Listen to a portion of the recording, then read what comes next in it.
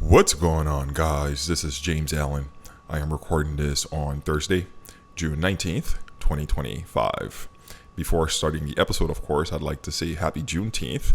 We have to celebrate the end of slavery in the U.S. Slavery was such a horrible and racist institution, so we should be happy and, celebrate that this nightmare came to an end. And hopefully crypto will help us in financial slavery, which the central banks are imposing on the world. Now, let's get to the subject. That is, a lot of people currently view cryptocurrency and the whole Web3 industry in general as a giant cash grab. People are not really taking it seriously other than speculation, gambling, and all sorts of nonsense. And I think it's about time that, we start to realize how serious the Web3 space really is. And one of the ways we could do that is seeing the true use cases that are sitting in front of us. And I've mentioned in the episode that there's about 4 serious use cases that we need to look at in depth. And in this one, we're going to look at the first one. That is, blockchain is divine memory. What do I mean by that?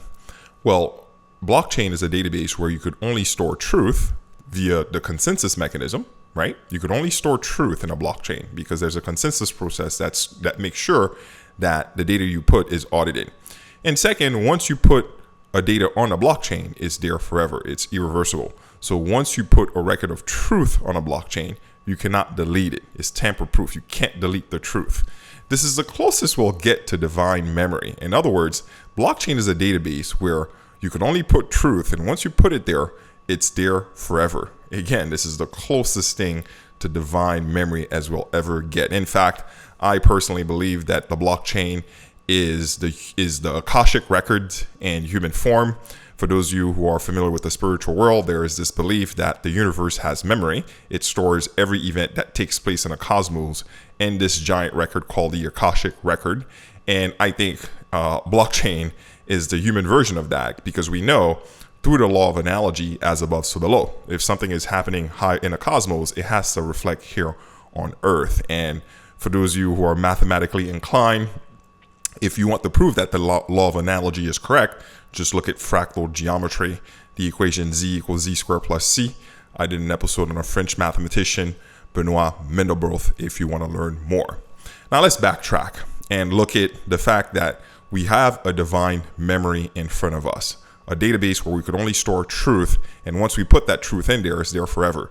So now that we recognize the first serious use case of blockchain, I have a message to all my Web3 developers out there. That is, our job as Web3 founders and engineers is to basically think or decide what kind of information is worth putting on a blockchain.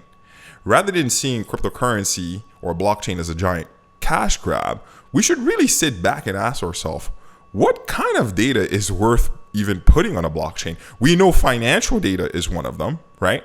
That's the birth of cryptocurrency. Cryptocurrency is a financial ledging on a blockchain. And because it's on a blockchain, you can't counterfeit the money, right? Because you can only store truth, and once you put that truth there, it's there forever. You cannot counterfeit on a blockchain. Like I said, Bitcoin was a movement against fiat currency. But this divine memory that the blockchain is, there's other use cases outside of money, of course.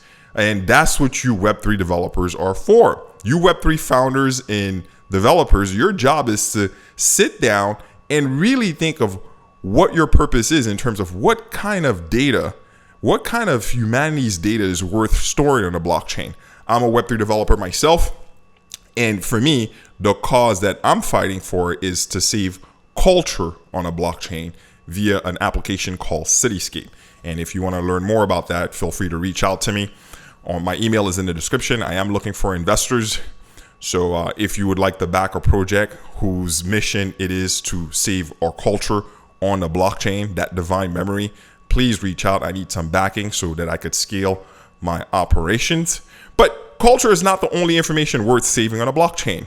You as a Web3 developer could say, okay, I want to save genetic information, right? That's worth saving on a blockchain, right? Genetic information and biometrics. Another founder could say, okay, I want to save history, humanity's history, historical records on a blockchain.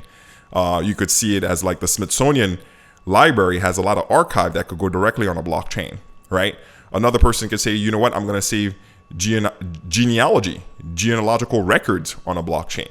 The point that I'm trying to say here is that to all you Web3 founders out there, your job is to seriously think about what information is worth even storing on a blockchain, because it is a more expensive infrastructure.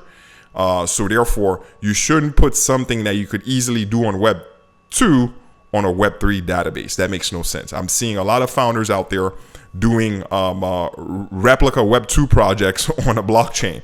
It shows that you don't truly understand what the blockchain is quite yet, and it is a divine memory. That being said, that's all I have for you in this episode. If you would like to hire me for one-on-one as a Web3 developer or as a Web3 organization, I consult with those too. You're free to hire me. I charge $300 an hour. Just reach out to me via email and I'll get back to you in time.